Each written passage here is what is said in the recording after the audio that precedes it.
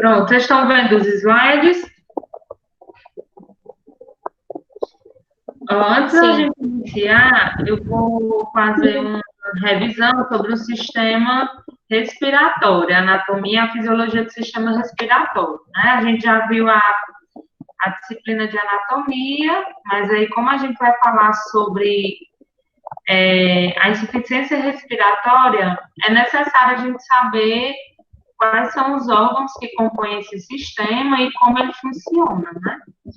Então, o sistema respiratório, a principal função dele é a troca gasosa, ou seja, é o sistema responsável por trazer oxigênio para o nosso corpo e retirar dele o dióxido de carbono, né, que é um gás que ele é resultado da respiração, né? Então, a gente respira o oxigênio e expira o gás carbônico.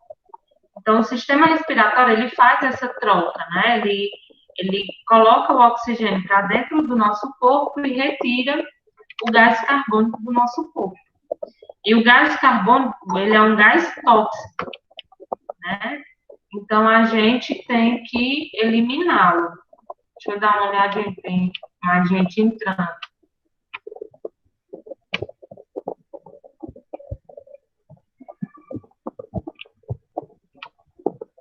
Deixa eu permitir aqui, Maiara.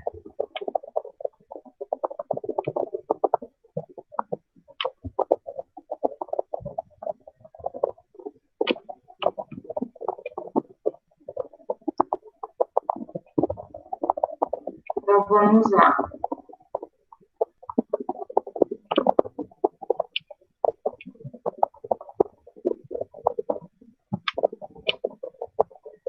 E esse sistema, como eu falei, né, o objetivo dele é a questão da troca gasosa, ele faz com que o oxigênio entre no nosso organismo e elimine o gás carbônico, né, é o principal objetivo dele.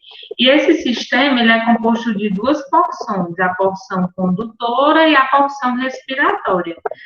A porção condutora, o nome já está dizendo, é a porção que vai conduzir o oxigênio para a parte respiratória.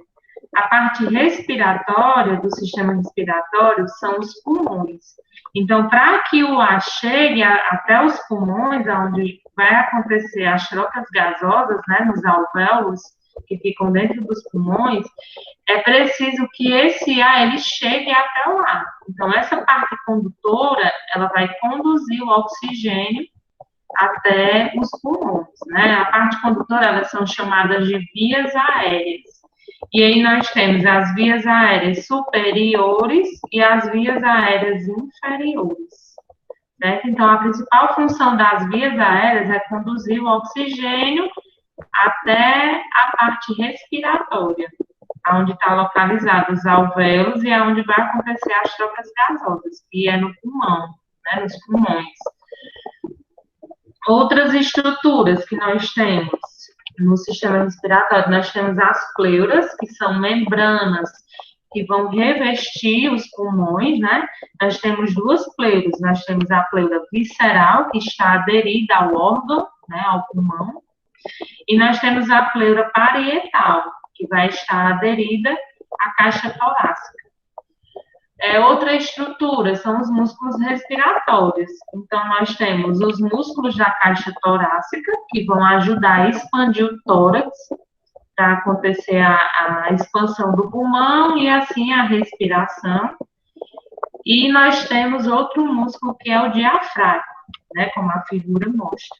O diafragma, ele é o principal músculo relacionado ao processo respiratório. Também, né, além dos músculos da caixa torácica. Outra estrutura é a laringe. A laringe, como a figura mostra, né, aí do lado, ela é um local onde existe a conexão dos dois orifícios. O orifício da traqueia, que vai conduzir o oxigênio para os brônquios e os bronquíolos, né, dentro dos pulmões, E tem o orifício do sistema gastrointestinal, né, o sistema digestório. Então, é onde existem os dois orifícios. É um local que ele é comum aos dois sistemas, né, tanto ao sistema respiratório quanto ao sistema digestório. Então, é nessa região onde existe também a glote e a epiglote, né, que vai controlar essa passagem de ar pela traqueia e a passagem de alimento pelo esôfago. Então, é nessa região aqui, na laringe. E aqui estão os órgãos, né, que é composto o sistema respiratório. Então, nós temos as fossas nasais, que ficam localizadas no nariz, né, são duas fossas nasais que nós temos. A boca, a faringe, a laringe, né, que eu já expliquei, que é o local, a região comum entre os dois sistemas, a entrada dos dois sistemas. A traqueia, ela é um tubo cartilaginoso, de anéis de cartilagem, e ela tem um movimento, né? Então, esse movimento, e tem cílios também, para umidificar o ar. Então, esse movimento, ela vai fazer com que o ar consiga entrar até os brônquios. Depois da traqueia, nós temos os brônquios e os bronquíolos. Os brônquios, ele é constituído da mesma estrutura da traqueia. A diferença é porque eles são mais finos, né? Ele vai afinando. É uma continuação da traqueia, só que vai ficando cada vez mais finos e vai entrar dentro dos pulmões. E os bronquíolos é a continuação dos brônquios, só que bem mais fininhos. E aí, na ponta dos bronquíolos, nós temos os alvéolos. E os alvéolos, eles parecem uns cachinhos de uva, que é onde acontece a troca gasosa, né? Nos alvéolos, nós temos os capilares, que nós temos os capilares venosos e arteriais, né, que são pequenos vasos sanguíneos, e aí é onde acontece a troca gasosa, através desses capilares, que tem nos alvéolos. E um par de pulmões, né? Nós temos o pulmão direito e o pulmão esquerdo. Então, esses são os órgãos que compõem o sistema respiratório. Aqui tem outra figura mostrando, né, os órgãos. A traqueia, como eu falei, que ela é como se fosse um cano de cartilagem, né, que vai conduzir o ar até os brônquios, depois os bronquíolos, até os alvéolos que ficam dentro dos pulmões. E aqui nós temos os dois pulmões, né, pulmão direito e pulmão esquerdo. Essa outra imagem, ela mostra as pleuras, que são as membranas que recobrem os pulmões. Nós temos a pleura parietal, que fica aderida à caixa torácica. Essa estrutura aqui são as costelas, né? Então, essas costelas, juntamente com a musculatura torácica, ela vai expandir quando a gente inspira, para poder o pulmão se expandir e receber o ar que a gente respira, né, que a gente vai expirar. E o diafragma, ele vai quando dá no exame tipo espaçamentos pleurais esparsos, é o quê? O espaçamento pleural é uma cavidade que ela fica entre as pleuras. Então, essa cavidade, ela pode estar com algum problema. O líquido entre as pleuras. Existe um líquido entre a pleura, que é fisiológico, que a gente chama de líquido pleural, que é para poder essas pleuras, elas não colabarem na hora que acontecer o movimento respiratório. Né? Eu acredito que seja algum problema relacionado às membranas. As membranas muito distantes uma da outra, eu acredito que sim, né? Se está relacionada à pleura, tem a ver com as membranas, né, que recobrem os pulmões. Aí a pleura parietal, como eu estava dizendo, ela fica aderida às costelas, e a pleura visceral, ela fica aderida ao pulmão, ao órgão, certo? E entre elas, entre as duas pleuras, a gente tem a cavidade pleural, que é onde fica o líquido pleural. Deixa eu ver aqui, tem gente entrando na... Deixa eu voltar um pouquinho.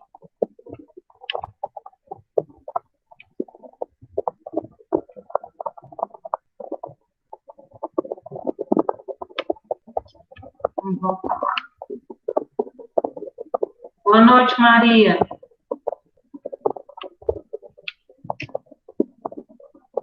E aqui tem uma figura mostrando os alvéolos, né? Como eu falei. Os alvéolos, eles ficam no finalzinho dos bronquíolos, né? Eles parecem caixinhos de uva, e é aqui onde acontece a troca gasosa, né?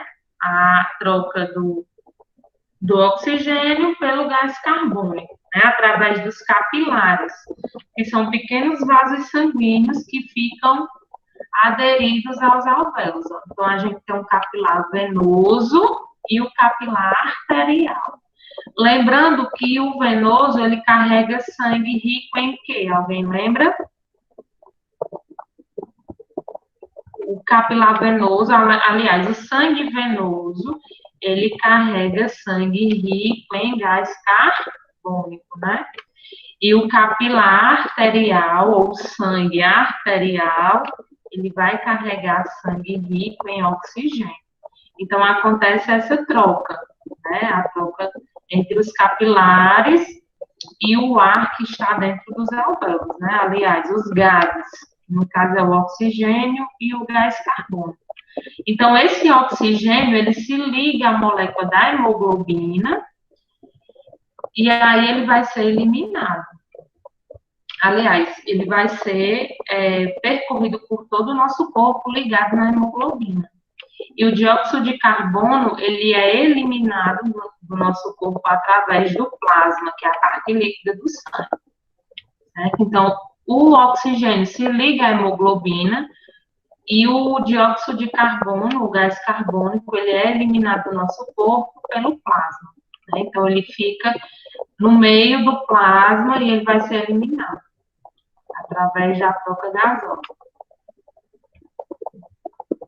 E aqui está uma figura mostrando a dinâmica da respiração, né? Como é que acontece a respiração. Quando a gente inspira, acontece o quê? A entrada do ar. Então, os músculos, juntamente com as costelas, eles vão se expandir para poder o pulmão se expandir e conseguir respirar, para que o ar entre dentro dos pulmões. Juntamente com a caixa torácica, a gente também tem um diafragma. Quando o diafragma contrai, ele puxa os pulmões para baixo. Né? Então, a caixa torácica ela vai se expandir e vai acontecer a expiração. Né? Então, o ar ele vai entrar dentro dos pulmões. Quando o diafragma relaxa, e juntamente com a musculatura da caixa torácica, ela comprime os pulmões, esse ar ele vai ser eliminado. Lembrando que o ar aqui que vai ser eliminado, ele já tem o gás carbônico, né? O ar inspirado, ele vai ter o oxigênio, e o ar expirado, ele vai ter o gás carbônico.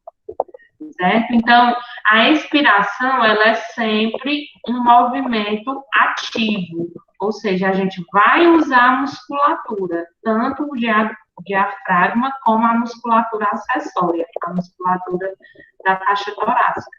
E a expiração, ela é um movimento passivo, então ela não demanda muito esforço. Né? Por quê? Porque o diafragma ele vai relaxar e a musculatura da caixa torácica, ela vai comprimir o pulmão para poder o ar ser eliminado, né, na inspiração. Certo? Até aí, tudo bem? Cuidando do cliente com agravos respiratórios em urgência e emergência. Então, quando o paciente ele chega com insuficiência respiratória até o serviço de emergência, é um paciente grave, que é considerado grave, né? Uma insuficiência respiratória, ela é sempre grave.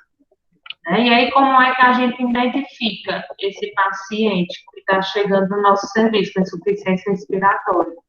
Né? A gente verifica através dos sinais vitais, principalmente a frequência respiratória, a frequência cardíaca e a saturação.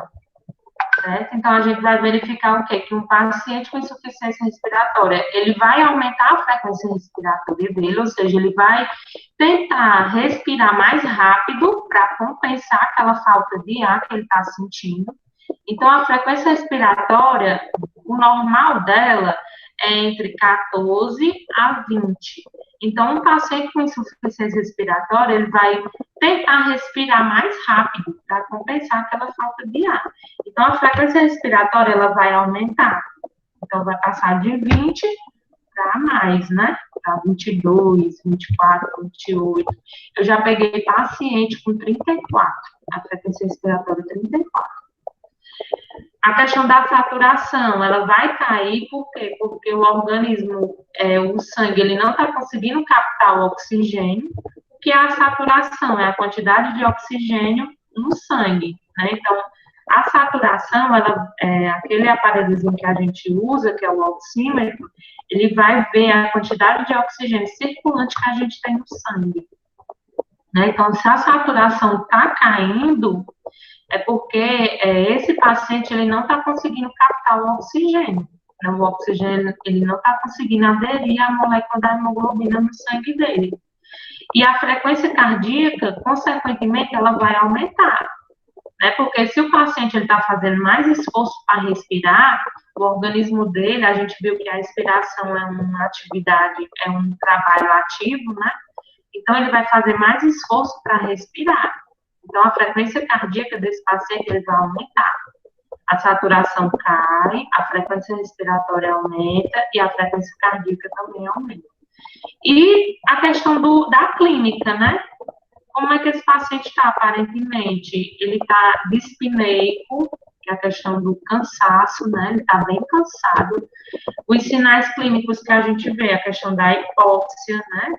Que é a cianose, aliás, que é as extremidades arroxeadas, né, que a gente pode verificar também nesse paciente. A questão do padrão respiratório, se ele está utilizando a musculatura acessória, né, a questão da observação, que você vai observar o tórax desse paciente, a respiração desse paciente. Outra coisa que a gente pode observar também, paciente com insuficiência respiratória, é a questão do rebaixamento do nível de consciência. Um paciente que não está conseguindo captar o oxigênio vai afetar o sistema nervoso dele. Então, o paciente ele vai começar a trevaliar, vai começar a ter alucinações, vai rebaixar o nível de consciência, ele pode entrar até em coma por conta disso, né? Um paciente com insuficiência respiratória grave. Então, a gente tem que intervir o mais rápido possível, né, para tentar reverter esse quadro. Que a gente vai ver mais na frente o que é feito, né, com esse paciente. Então, a insuficiência respiratória, ela é sempre grave. A gente tem que intervir o mais rápido possível, né? E o que é essa insuficiência respiratória? É quando o sistema respiratório, ele não consegue fazer essa troca gasosa, por algum motivo. Ou porque o ar não está chegando até os pulmões, que é onde acontece a troca gasosa, ou então os alvéolos não estão conseguindo fazer essa troca gasosa. O ar está chegando, só que os alvéolos não estão conseguindo fazer a troca gasosa por algum motivo.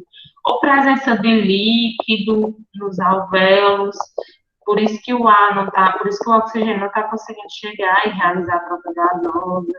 Ou presença de secreção, ou por fibrose, né, diminuição da quantidade de alvéolos por fibrose, que é o que acontece na tuberculose, né, que há uma destruição desses alvéolos, e aí no lugar do alvéolo fica uma cicatriz que a gente chama de fibrose, né.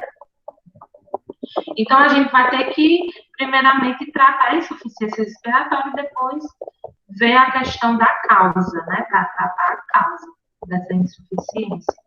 Então, essa insuficiência, ela pode ser classificada em aguda ou crônica.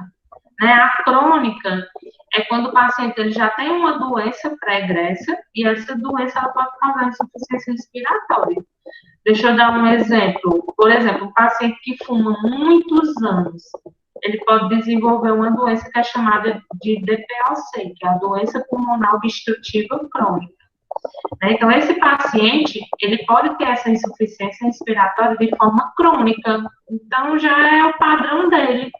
Ele pulsatura baixo, porque ele tem um problema crônico, ele tem uma doença crônica. Né? E a aguda é quando o paciente ele tem uma insuficiência respiratória considerável, né, de uma hora para outra, quando a gente não espera. Um exemplo, uma pneumonia, o Covid, né, como eu falei, que agora está essa questão da pandemia, então a gente está recebendo muito paciente que às vezes chega com uma insuficiência respiratória considerável.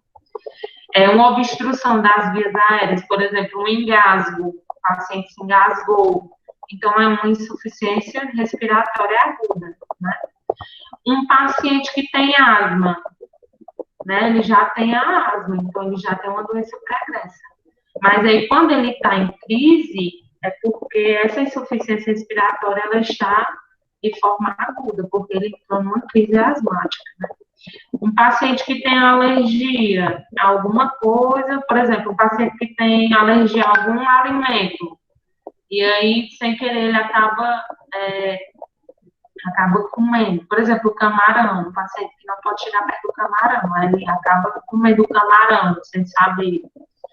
Aí, o que é que vai acontecer? Ele pode entrar em choque, ele pode entrar em uma alergia severa, causar um edema de glote e uma insuficiência respiratória aguda, né? Então, tem diversas situações que podem causar essa insuficiência respiratória, né? Como eu falei, que é grave, e a gente tem que intervir de forma rápida, né? Então, em condições fisiológicas e em repouso, o lado direito do nosso coração, ele envia para a circulação pulmonar cerca de 5 litros de sangue por minuto. E para o nosso organismo captar o oxigênio, os nossos pulmões, eles precisam captar cerca de 4 a 5 litros de ar. Então, se o organismo não está conseguindo, se o sistema respiratório não está conseguindo captar esse oxigênio, então o sangue ele não vai conseguir captar o oxigênio para levar para o nosso corpo. Né? Aí onde vai acontecer a hipóxia. Que o que é a hipóxia? É a diminuição do oxigênio no organismo. Por quê? Porque o nosso organismo não está conseguindo captar o oxigênio. Né? Então, aí vai começar a lesar os nossos órgãos. Começar a lesão de rim, a questão do sistema neurológico, né? Como eu falei.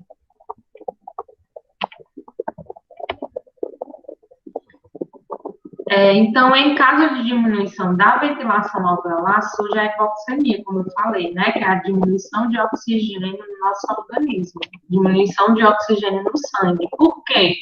Porque o organismo não está conseguindo captar esse oxigênio, o sangue ele não está conseguindo captar. Por quê? Porque os alvéolos não estão conseguindo realizar essa troca gasosa.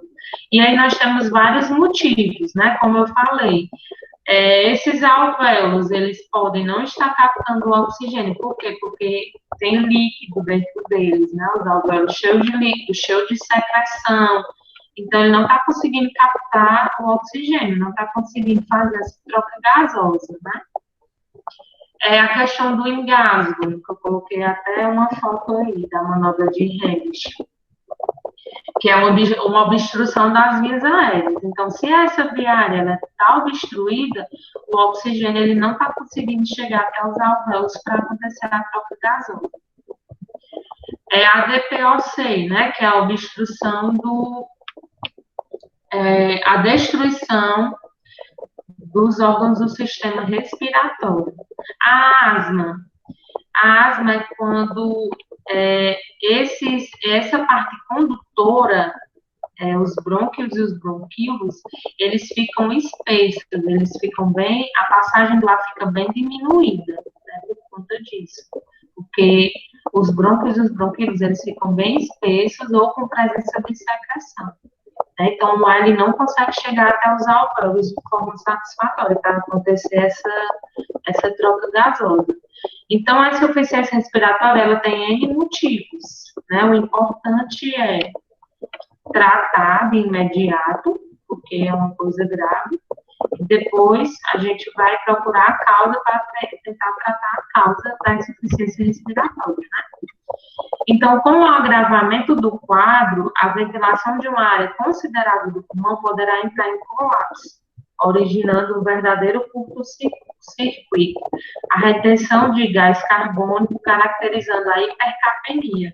Então, o que é que pode acontecer? Se o organismo não está conseguindo captar o oxigênio, não está conseguindo fazer essa troca gasosa para eliminar o gás carbônico, esse gás carbônico ele vai ficar retido no nosso organismo. E o gás carbônico ele é tóxico, né, para várias células. Então, vai começar a atingir os órgãos do nosso corpo. Então, esse acúmulo de gás carbônico ele é chamado de hipercapnia, né, o acúmulo de gás carbônico no organismo. Para avaliar as condições da ventilação pulmonar do paciente, utiliza-se um exame que a gente chama de gasometria. Como é esse exame? A gente vai coletar o sangue arterial, vai depender do tipo de gasometria. Se for gasometria arterial ou gasometria venosa. Se for a gasometria arterial, a gente vai colher um sangue arterial. Onde é que esse sangue arterial está presente? Nas artérias, né? Então, a gente coleta normalmente na artéria que tem aqui no pulso, ou então, em último caso, a gente coleta na artéria femoral. Certo? A gente pode coletar na artéria, no pulso, ou na artéria femoral, que fica na virilha. Em último caso, a gente sempre coleta o sangue na artéria braquial, que é no pulso, certo? Em último caso, que a gente coleta na artéria femoral.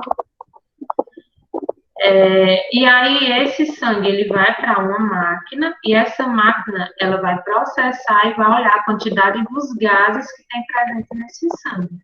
E aí, através desses parâmetros, né, o médico, ele vai analisar como é que está a questão da insuficiência respiratória desse paciente. Se ele está retendo o gás carbônico no organismo, ou se ele está conseguindo eliminar esse gás carbônico. Porque, como eu falei, o gás carbônico, ele é tóxico, né, para o nosso organismo. Então, a gente não pode ficar com ele em grande quantidade, certo? Porque começa a lesar os órgãos do nosso organismo. E a gasometria, ela pode ser tanto arterial como venosa. Vai depender do que for solicitado. Se for uma gasometria venosa, você vai coletar o sangue de uma veia qualquer, né, no braço. Já o sangue arterial, não, você vai ter que coletar de uma artéria.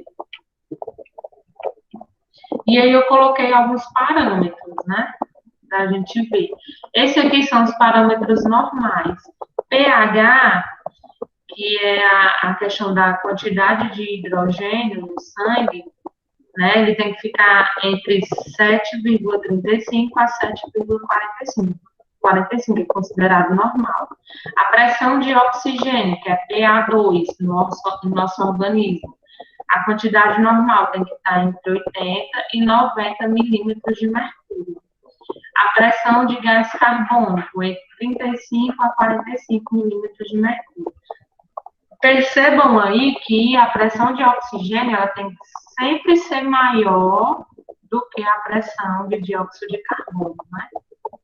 Aí o bicarbonato, né, que quando a gente não consegue realizar essa troca gasosa, o nosso organismo começa a produzir essa substância e ela começa a lesar o organismo. E a saturação, né, a saturação ela tem que estar entre 96% e 97%. A gente costuma falar que é acima de 95%. Então, de 95 para cima é considerado normal. De 95 a 99 é considerado normal. 100% também é prejudicial à saúde, à saturação. Por quê? Porque o oxigênio demais também faz mal, né? Também lesa os órgãos.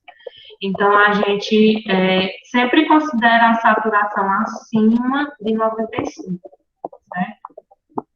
Abaixo de 95, aí já é considerada insuficiência respiratória. Aí a gente vai analisar o quadro do paciente. Se for um paciente que já tem uma doença crônica, Por exemplo, uma DPOC, ele não vai saturar 95 para cima, a saturação dele sempre vai ser mais baixa.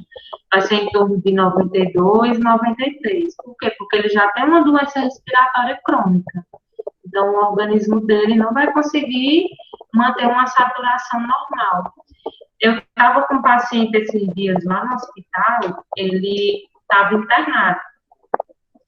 Contraiu coronavírus, foi para a UTI, passou uns dias lá, eu não sei se ele foi entubado por lá, aí ele voltou para a clínica, se recuperou na UTI e voltou para a clínica. E ele tem uma doença pulmonar obstrutiva crônica, né? Um enfisema pulmonar, porque ele fumou há muito tempo, ele fumava há muitos anos. E aí a saturação dele era 85, 88. Olhem aí a diferença, né? Se eu disse que o normal máximo é 95, a dele era 85, 88. Às vezes chegava a 90, 92, dependendo da posição que ele estava. E o paciente não apresentava nenhum desconforto respiratório, ele bem, sabe? Aparência bem, corado. Então, aquela saturação para ele é normal. Por quê? Porque ele já tem um problema crônico, né? Ele já tem um problema pulmonar crônico, certo? Então, nunca que chegava a 95 para cima. Só se a gente colocasse o oxigênio. Mas ele, em ambiente, ele saturava 85, 88. E estava bem. Não estava apresentando nenhum desconforto. Então, quando acontece essa retenção de gás carbônico no organismo, ou então do bicarbonato, aí começa a ter lesões dos órgãos do nosso corpo, né? Os principais órgãos que são lesados, o rim, coração, fígado, entre outros, né? Mas os principais são esses. Então, a falta de oxigênio no nosso corpo, ele começa a prejudicar o nosso organismo, né? Principalmente esses órgãos aí. Então, quais são os efeitos da diminuição do oxigênio no nosso corpo, né? Da hipoxemia? Há uma alteração no padrão respiratório, como eu falei, um aumento da frequência respiratória. Então, esse paciente, ele começa a respirar mais rápido, que a gente chama de taquipneia. Então, o padrão respiratório dele começa a ficar mais rápido, né? Maior do que o normal, maior do que 20. Alteração na frequência cardíaca, como eu falei, a frequência cardíaca, ela vai aumentar, então vai causar um ataque cardíaco. Por quê? Porque ele está fazendo um esforço maior para respirar. Então, o coração dele, para compensar, começa a bater mais rápido. Hipertensão pulmonar. Essa hipertensão pulmonar acontece porque o coração ele vai ficar sobrecarregado, principalmente do lado direito, porque se não está tendo essa troca gasosa, então o sangue ele não consegue circular de forma adequada, então o coração ele vai ficando sobrecarregado. Por que do lado direito? Porque é onde sai as veias pulmonares, né, que vai fazer a troca do sangue venoso pelo sangue arterial. Cianose, o que é cianose? É a aparência roxa, né, a coloração roxa das extremidades, certo? Então, começa a apresentar nas unhas, na boca, né, nos pés, extremidades frias e cianóticas. A questão da insuficiência cardíaca, né, ocasionando corpo pulmonar. O que é esse corpo pulmonar? É uma forma de insuficiência cardíaca, onde há uma diminuição da capacidade de funcionamento do coração, principalmente do lado direito, né, que é a parte do coração que está relacionado à respiração. Então, o coração, ele começa a funcionar de forma inadequada, né, ele começa a diminuir a sua função por conta disso, por conta que a respiração ela não está adequada. Aí começa a ter confusão mental, questão de convulsão, e o mais grave é o coma, né? A pessoa pode chegar até o coma por conta da insuficiência respiratória. Esses dias também recebi uma paciente da UPA, ela chegou bem, E aí, quando ela entrou no hospital, ela começou a se agravar. Ela deu entrada num catéter com 4 litros de oxigênio, e aí ela começou a hipossaturar no catéter. Aí a gente aumentou o fluxo do catéter para 5 litros, colocamos ela de prona, que é de barriga para baixo. Por quê? Porque aumenta a expansibilidade do pulmão e ela consegue respirar melhor. Só que não resolveu essa posição. A gente foi e colocou uma máscara reservatória, que a gente vai ver mais na frente, cada dispositivo. E aí, mesmo com a máscara reservatória, ela começou a hipossaturar e a taquipneia, né? O aumento da frequência respiratória. E aí, a filha, teve um momento que a filha chegou até o balcão e disse: minha mãe está vendo alucinação. Ela está dizendo que tem um homem dentro do quarto. Ou seja, ela já está com confusão mental, né? Ou seja, a paciente está se agravando por conta dessa insuficiência respiratória. E aí a gente agilizou e mandou ela para a UTI. Né? Aí lá não sei o que aconteceu, se ela foi entubada ou não. Né? Então, uma paciente grave, que chegou razoavelmente estável, e aí se agravou a ponto de precisar ir para a UTI, e lá provavelmente ela foi entubada pelo quadro clínico que ela estava. Né? Então, a hipoxemia, ela pode atingir todos os órgãos, principalmente o sistema nervoso. Né? Outro efeito da hipóxia, a questão da uremia, que é a formação de substâncias tóxicas no sangue, aí começa a lesar o rim, começa a lesar o coração, começa a lesar os órgãos, né, do nosso corpo, sistema nervoso. Anúria, a ausência de urina. Anúria por quê? Porque vai lesar o rim. Né? Então, se essa uremia está causando lesão renal, essa urina ela vai diminuir, porque o rim ele não está conseguindo filtrar de forma adequada, né, a urina. Certo? Então, essa diminuição de oxigênio ela pode atingir vários órgãos. E aqui eu coloquei algumas doenças, né? A grande parte das doenças que afetam a respiração ou os pulmões pode causar insuficiência respiratória. A questão da obstrução das vias aéreas, né? Que pode ser por um corpo estranho, por broncoaspiração, pela asma, como eu falei, né? Bronquite, enfisema pulmonar. Então, tem várias doenças que podem causar obstrução de via aérea. A dificuldade respiratória, é quando a pessoa não consegue respirar de forma adequada. Tem gente que tem a apneia do sono, durante o sono para de respirar. Né? Então, essa falta de oxigênio, mesmo que seja de forma rápida, ela vai começar a lesar órgãos do corpo. A obesidade, intoxicação por substâncias, né? Medicamentos, drogas.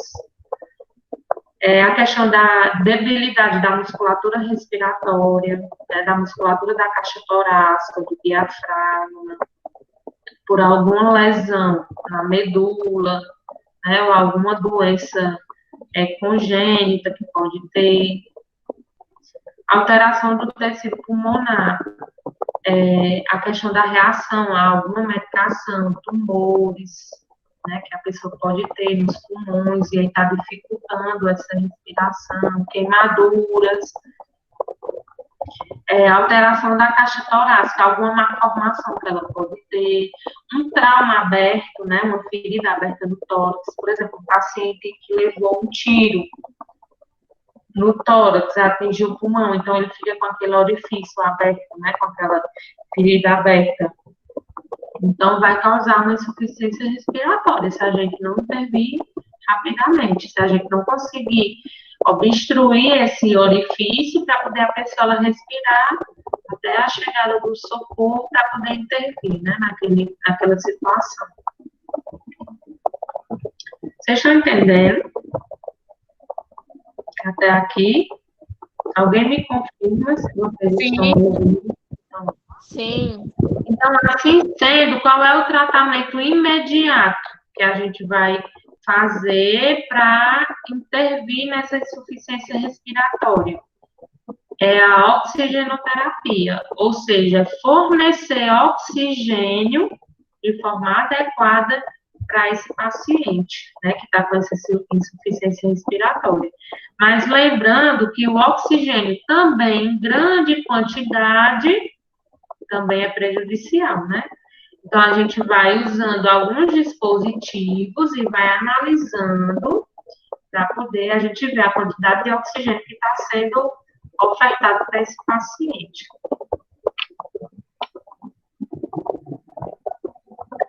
Então, o que é a oxigenoterapia? Né? É a administração de oxigênio para esse paciente que está com insuficiência respiratória. Né? Então, esse oxigênio que é encontrado no ar ambiente, né, ele vai ser oferecido para esse paciente, mas de uma forma mais precisa, né, de uma quantidade maior, dependendo de cada caso. E aí a gente usa vários dispositivos, dependendo da situação de cada paciente.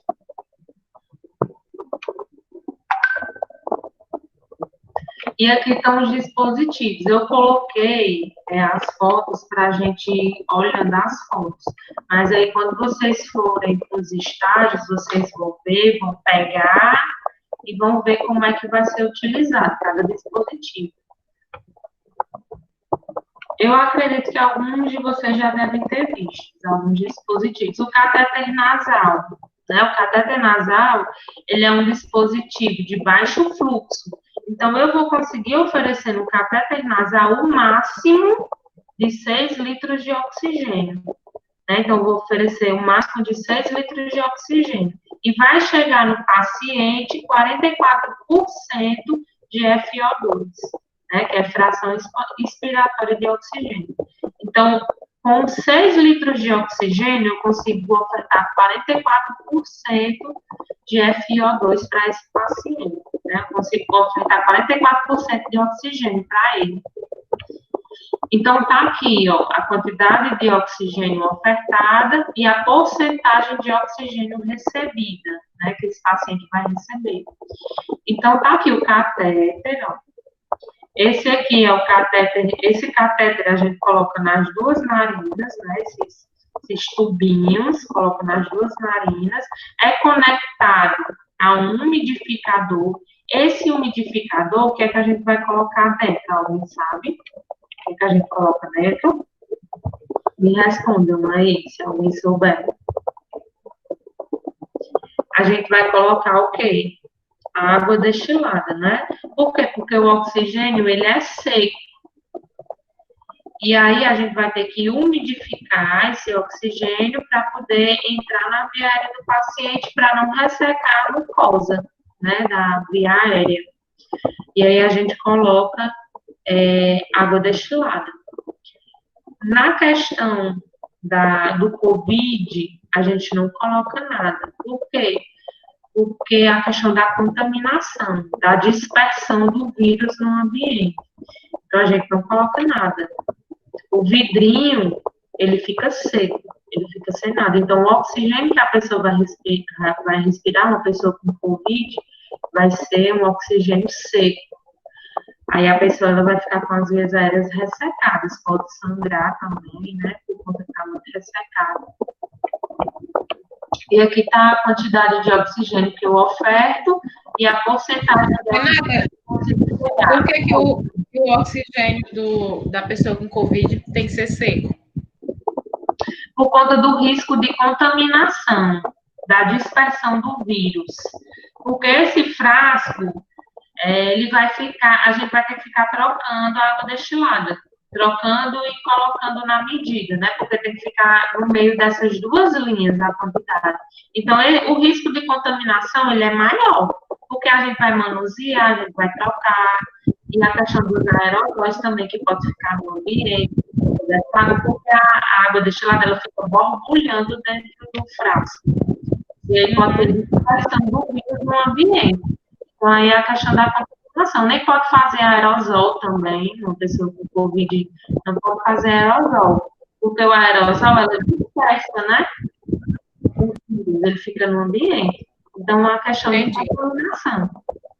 Então, tá aí, eu coloquei, ó, a questão da quantidade de oxigênio ofertada e a porcentagem que eu consigo chegar. Então, com 1 litro, eu vou ofertar 24% de oxigênio para esse paciente, com 1 litro de oxigênio. O ambiente que a gente respira, a porcentagem de oxigênio do ambiente, né, do ambiente, a gente sem oxigênio, é 21%. Então, se eu coloco um catéter de 1 litro para um paciente, ele vai estar respirando 24% de oxigênio. Então, é um pouquinho a mais do que o ambiente, né? E aí vai aumentando. O máximo que eu consigo chegar num catéter nasal é 6 litros de oxigênio e eu vou ofertar 44% de FiO2 para esse paciente. Se eu precisar, pronto, eu coloquei um cateter nasal nesse paciente, que foi o que aconteceu com essa senhora, que chegou lá da UPA. Ela estava com 4 litros, ela chegou com 4 litros. E aí, esses 4 litros não foi suficiente. Aí a gente aumentou para 5 litros. E aí a gente viu que 5 litros não estava sendo suficiente para ela, ela estava hipossaturando, e aí a gente colocou uma máscara reservatória nela. Né? Então, a máscara reservatória, ela vai ofertar mais do que 44% de oxigênio, certo? Sim, outra coisa, esse catéter nasal, ele é descartável, viu? A gente utiliza no paciente e descarta, certo? Não é reutilizado. Os outros dispositivos, eles são reutilizados. A gente faz a desinfecção e reutiliza. A máscara facial. Essa máscara facial, ela é um dispositivo de fluxo intermediário, então ela vai de 6 a 10 litros. A gente viu que o catéter, ele vai até 6 litros, né? Se o catéter não resolver, eu vou colocar uma máscara. E aí, essa máscara facial, ela pode ir de 6 a 10 litros. E ela vai ofertar até 60% de FiO2 para esse paciente. Então, o máximo dela, com 10 a 15 litros, a gente consegue ofertar 60% de FiO2 para esse paciente. Essa máscara, ela é muito utilizada nas enfermarias e também para os pacientes que foram extubados, ou seja, estava entubado, aí tirou o tubo, a gente coloca a máscara. E aí vai diminuindo o oxigênio, vai diminuindo, chegou a 6 litros, a gente coloca o catéter. Vai diminuindo o catéter até 1 litro, que a gente chama de desmame. Vai fazendo o desmame desse paciente, até ele ficar sem catéter, sem oxigênio, ficar bem, ambiente. Ficou 48 horas sem oxigênio, esse paciente respirando bem, sem desconforto respiratório, a saturação normal, esse paciente, dependendo do quadro clínico, ele já pode receber alta. Né? Então, é assim que acontece muitas vezes. Aqui é a foto dela, a máscara facial. Essa máscara, ela tem 2 aberturas laterais, ó, para permitir que seja eliminado o dióxido de carbono, né? Então, o oxigênio, ele é fornecido através desse chicote, né, que a gente chama de condutor. Essa parte aqui, ela é conectada naquele vidrinho, um umidificador, e aí o oxigênio, ele vai para o paciente através desse fio condutor, né? Eu chamo de chicote, mas é chamado de condutor. Certo? E aí, aqui é a máscara, né, do paciente. Então, ela pode ofertar até 60% de oxigênio, com 10 a 15 litros de oxigênio. Certo? Então, é o máximo que ela consegue fornecer. A máscara de Venturi, lá na faculdade a gente tem, não sei se vocês já viram, nas aulas de primeiros socorros, lá na faculdade a gente tem todos esses dispositivos. Então, a máscara de Venturi, ela é um dispositivo que ela é pressurizado, ou seja, vocês estão vendo essas válvulas aqui, coloridas? Né? Então, essas válvulas coloridas, elas vão dar a quantidade de oxigênio ofertado. Então, é conectado aquele chicote, né? Aquela parte condutora é conectado aqui, ó, nessa válvula. Essa válvula ela tem algumas aberturas laterais e esse orifíciozinho bem pequenininho, ele vai fazer com que o oxigênio ele entre nos pulmões do paciente com uma pressão. Por isso que chama pressurizado, porque tem uma pressão maior, né? Renata, Bom, no caso, cada cor dessa é equivalente a quantos litros de oxigênio que a pessoa vai receber? Tipo, se for o azul, tantos litros, aí então você já vai ter uma visão certa de quanto você está ofertando ao paciente, sem precisar olhar. assim, sempre tem escrito, porque a gente não vai por cor, porque tem algumas fábricas que fabricam uma determinada cor, uma determinada porcentagem, tem outras fábricas que fabricam outra porcentagem, a mesma cor.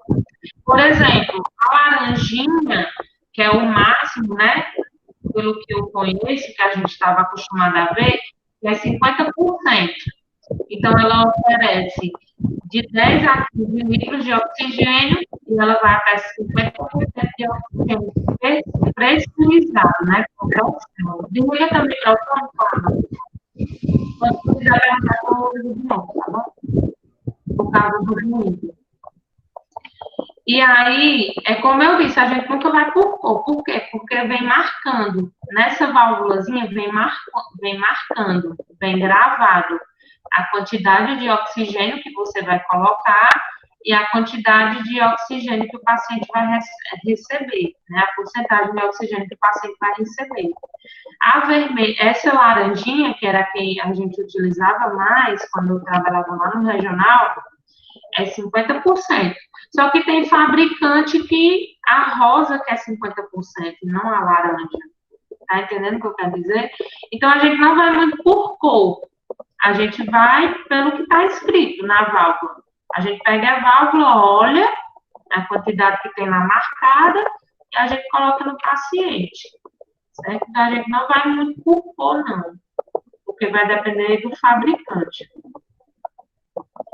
E aí a gente pode controlar essa quantidade de oxigênio através dessas válvulas, né?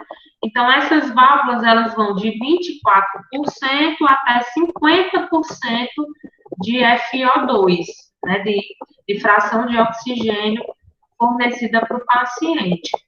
Mas lembrando que esse oxigênio que vai ser fornecido vai ser pressurizado, ou seja, ele vai ter uma certa pressão, certo? Para poder expandir os pulmões e o paciente conseguir respirar. No paciente com COVID, a gente não utiliza a máscara de Venturi, pelo mesmo motivo do umidificador. É a questão da dispersão dos vírus no ambiente. Né? Porque como a máscara de Venturi, ela tem uma abertura lateral, né? E ela tem a abertura também das válvulas. Então, se o paciente está com COVID, vai espalhar aerosóis no ambiente. Então, pode ter um risco de contaminação maior. Além das válvulas, essa máscara ela tem um encaixezinho, né? Um conector intermediário, em forma de copo. Né? Que esse conector, deixa eu passar para a próxima figura aqui, está mostrando. Ó, esse conectorzinho aqui em forma de copo, dá para a gente conectar, por exemplo, um paciente quer fazer um aerosol sem tirar o oxigênio. A gente conecta aqui o copinho do aerosol, e aí ele vai fazer o aerosol, recebe o oxigênio, né, da máscara, e vai fazer o aerosol sem tirar o oxigênio. Né? Então, esse copinho, ele serve para isso. Para a gente fazer algum tipo de nebulização do paciente. Ó, a questão das aberturas laterais, como eu falei, né? Então, a máscara de Venturi, ela tem essas aberturas laterais. Por isso que a gente não deve utilizar em paciente com COVID, por conta da dispersão de aerosóis, né? O vírus, ele pode ficar no ambiente, disperso no ambiente, por conta dessas aberturas. E aqui estão as válvulas, né? Quando a gente for para os estágios, a gente vai ter umas aulas de laboratório antes. E aí a gente vai ver todos os dispositivos, vai ver como é que utiliza, que a gente usa muito, principalmente na emergência e na UTI, a gente usa muito. principalmente as máscaras. Máscara de Venturi. A máscara facial com reservatório. Essa máscara com reservatório, ela pode fornecer até 100% de oxigênio para o paciente. Né? Então, ela fornece 100% em 10 a 15 litros. Então, você coloca 15 litros de oxigênio, que é o máximo, ela vai fornecer 100% de oxigênio para esse paciente. É máscara reservatória, por quê? Porque ela tem essa bolsinha, que a gente chama de reservatório. Então, essa bolsinha, ela vai encher de oxigênio e vai fornecer uma quantidade maior de oxigênio para o paciente, né? Até 100% de oxigênio para esse paciente, certo? Aí eu coloquei a quantidade de litros e a quantidade de oxigênio fornecida, né?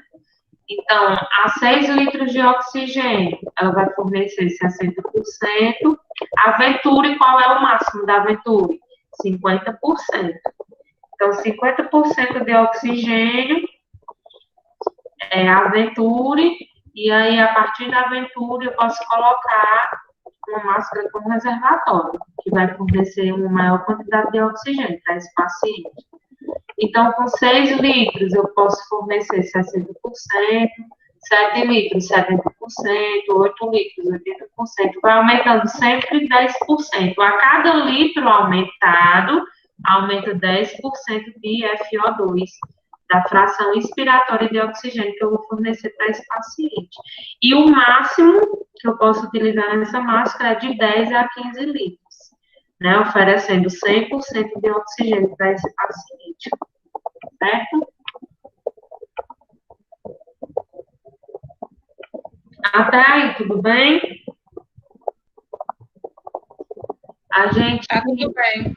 Pronto, a gente vai ver agora a questão da ventilação mecânica. Quando é que ela é utilizada, essa ventilação mecânica? Quando nenhum dos meus dispositivos anteriores eu consegui sucesso, né? Por exemplo, usei o catéter, com o catéter o paciente continua hipossaturando. Aí eu vou colocar uma máscara facial ou uma máscara de Venturi. E aí eu vou controlando o fluxo de oxigênio. Mesmo com a máscara de Venturi, o paciente continua hipossaturando. Coloquei a válvula de 50%, o paciente estava com 50% de FO2 a 15 litros de oxigênio, mesmo assim ele está hipossaturando. Ele está saturando 92, 89, 90, ele não consegue manter a saturação. Aí eu vou partir para máscara reservatória. Coloquei uma máscara reservatória, o paciente também, que a máscara reservatória fornece 100%, né? Coloquei a máscara reservatória, mesmo com a máscara reservatória, o paciente continua hipossaturando. Aí ele vai para a ventilação mecânica. Depende muito de cada conduta médica. Tem médico que, e também do quadro do paciente, tem médico que não tenta nem a máscara reservatória, da Venturi ele já vai direto para o tubo, né? Ou então para a VNI, que é uma ventilação não invasiva, é uma ventilação mecânica não invasiva, né? O paciente ele não é entubado. Então, o que é a ventilação mecânica? É uma máquina, o nome já está dizendo, é uma máquina que vai fazer a função do pulmão. Já que o paciente ele não está conseguindo respirar, né, com o pulmão dele, essa máquina ela vai fazer a função da respiração. Né? E aí nós temos dois tipos de ventilação mecânica. Nós temos a ventilação mecânica invasiva e a ventilação mecânica não invasiva. E tem paciente que mesmo com a ventilação mecânica, às vezes, com a PIP alta e com a FO2 alta, ele ainda não consegue manter a saturação adequada. Já peguei casos assim, que nem o ventilador mecânico conseguia fazer com que o paciente mantesse a saturação normal. Tá aqui o ventilador, ó. Ventilador mecânico. Então, é uma máquina que vai fazer a função do pulmão, né? Quando a gente for para os estágios, a gente vai ter a oportunidade de montar um ventilador desse. Porque quem é que monta esse ventilador? É o fisioterapeuta ou a enfermagem. Tem alguns lugares que não tem fisioterapeuta. 24 horas. O correto é ter um fisioterapeuta 24 horas. Se tem uma UTI, um ventilador mecânico, tem que ter um fisioterapeuta 24 horas. Mas quando não tem um fisioterapeuta, quem é que manuseia muitas vezes e quem é que monta o ventilador? É a enfermagem, né? A gente é de tudo um pouco. A gente é um pouquinho de fisioterapeuta, um pouquinho de psicólogo, um pouquinho de tudo. A gente é assistente social. Renata, a ventilação mecânica invasiva é a traqueostomia? A invasiva ela pode ser pela traqueostomia e pode ser pela intubação traqueal.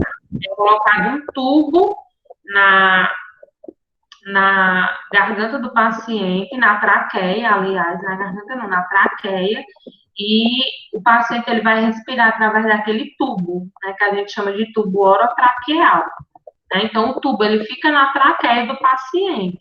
E aí ele vai respirar através desse tubo. Eu coloquei umas figuras na frente, né? Na frente eu coloquei umas figuras mostrando.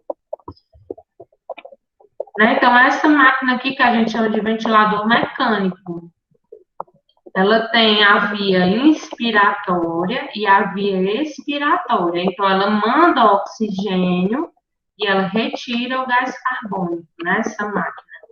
Então, ela vai fazer a função do pulmão, a função de respirar. E aí nós temos a ventilação mecânica não invasiva, que a gente chama de VNI, né? O que é essa ventilação não invasiva?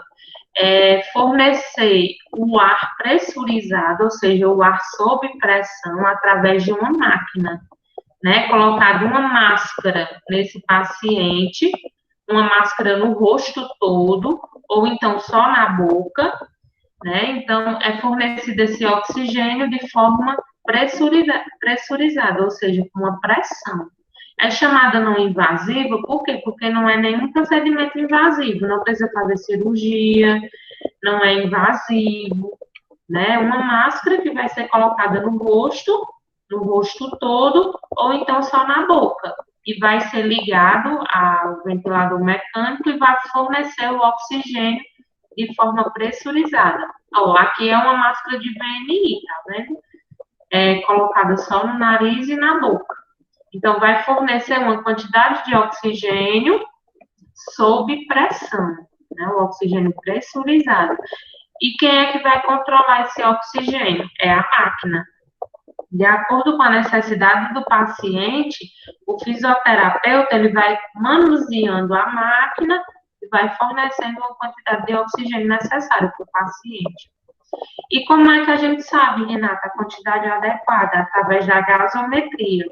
Todo dia é colhido gasometria de paciente que está em ventilação mecânica, todo dia. Às vezes, 2 vezes por dia é colhido gasometria. E aí, através da gasometria, o médico ele vai vendo os parâmetros, né, e vai adequando o ventilador de acordo com a necessidade daquele paciente, o ventilador mecânico. Essa outra máscara, ó, que é a máscara no rosto todo. O paciente, para ele ser submetido a uma ventilação não invasiva, ele tem que estar um paciente cooperativo, tem que estar calmo e tem que estar consciente, tem que estar acordado. Já pensou você com uma máscara dessa, tampando seu rosto todinho e uma pressão de oxigênio no seu rosto?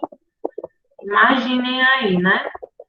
Por isso que o paciente ele tem que estar cooperativo, tem que se ajudar, tem que ficar calmo e tem que estar consciente.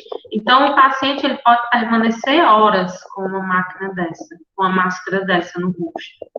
Pode permanecer horas, né? E aí, quando não resolve a VNI, o paciente ele vai para a ventilação invasiva. Essa ventilação invasiva, o nome já está dizendo, né? Vai ser através de um tubo que vai ser colocado na traqueia do paciente, ou então através da traqueostomia, né? Através da intubação ou através da traqueostomia, certo? Ou a intubação, né? Esse tubo é colocado na traqueia, no final desse tubo tem um balãozinho que a gente chama de CAF, Então, esse balãozinho, quando é colocado o tubo na traqueia, esse balãozinho ele é inflado e aí esse tubo ele vai ficar fixado na traqueia, certo? Tem um fixador também que a gente coloca, que é tipo um cordãozinho. Às vezes a gente improvisa, quando não tem um fixador, a gente improvisa com atadura, com esparadrapo, e aí vai fixar esse tubo na cavidade oral, né? Porque esse tubo ele não sai do lugar. E esse tubo ele vai ser conectado no ventilador, através dessa traqueia, né, do ventilador, e vai fornecer oxigênio para esse paciente. Então, a intubação, o paciente ele é sedado, e só quem pode intubar é o médico. A enfermagem, o que é que ela faz numa intubação? Ela prepara o material, o tubo, testa o CAF, se está ok, se não está furado, o laringoscópio, se está com a luz ok, se não está queimada a luz, monta o laringoscópio e pega para o médico. Então, a enfermagem, ela prepara o material da intubação. O fisioterapeuta, ele fica no ventilador, controlando o ventilador, ambuzando o paciente para ele ser entubado. Então, é toda uma sistemática, certo? E a equipe todinha participa da intubação. Eu vou ter a oportunidade de ver, com certeza. E a traqueostomia, né, que é um procedimento cirúrgico, o médico quem faz, o cirurgião, que é uma abertura na traqueia do paciente, né, e é colocado um traqueóstomo. Aí, através desse traqueóstomo, o paciente ele vai conseguir respirar. Então, a ventilação mecânica, através do traqueóstomo, é conectado o ventilador no traqueóstomo, e aí o paciente ele vai respirar através do traqueóstomo. Né? O que é que comumente acontece? O paciente é entubado, e aí quando ele está com muitos dias com tubo, não consegue fazer o desmame para ele sair do ventilador. Como é o desmame? Vai diminuindo a quantidade de oxigênio, diminuindo, até ele ficar na respiração espontânea, né? A gente chama de CPAP. Então, quando ele fica na respiração espontânea, conectado no ventilador, consciente, bem acordadinho, cooperativo, aí é retirado o tubo da boca dele. Aí ele consegue respirar. A gente coloca uma máscara, aí vai diminuindo. Da máscara vai para o catéter, até ele tirar o catéter e ficar respirando no ar ambiente. Mas aí o paciente, quando passa muitos dias entubado, 15, 20 dias, e não consegue diminuir a quantidade de oxigênio, normalmente o médico pede para o cirurgião fazer uma traqueostomia. Porque às vezes o paciente ele não consegue ser entubado, mas aí ele faz a traqueostomia, ele vai ficar respirando através dessa traqueostomia.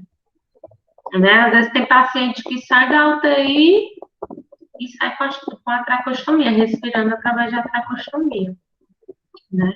Não, ele fica, tem paciente que fica pro resto da vida com a traqueostomia dele.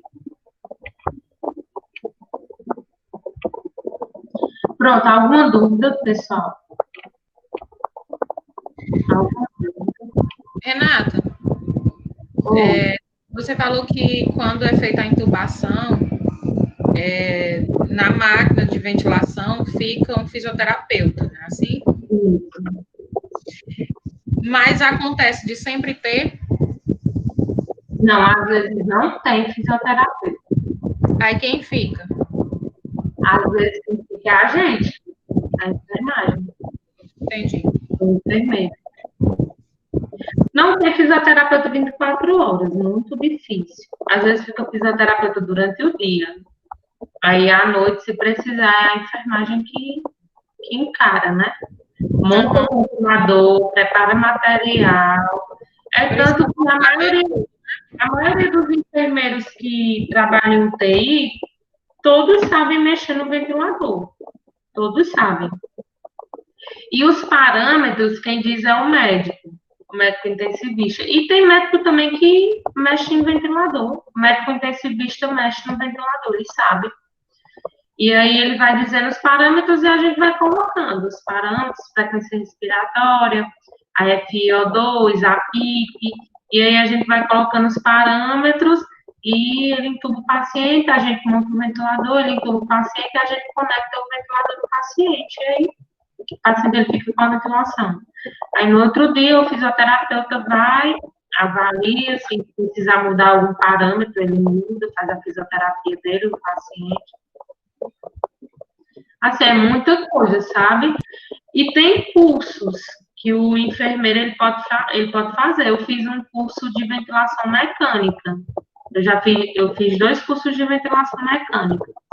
Por quê? Porque como minha área é urgência, emergência e UTI, nem sempre é onde eu vou trabalhar, eu vou ter um fisioterapeuta. Então, eu fiz o curso para mim saber, pelo menos, o básico do ventilador mecânico. Né? Como é que eu vou mexer, como é que eu vou ligar, como é que eu vou montar os parâmetros básicos. Então, o básico a gente sabe. Quem trabalha em UTI sabe o básico. Pelo menos o básico, né? Entendi. Mais alguma pergunta, meninas? Maria está cochilando. Liga teu microfone, Maria, está desligado. O microfone está desligado.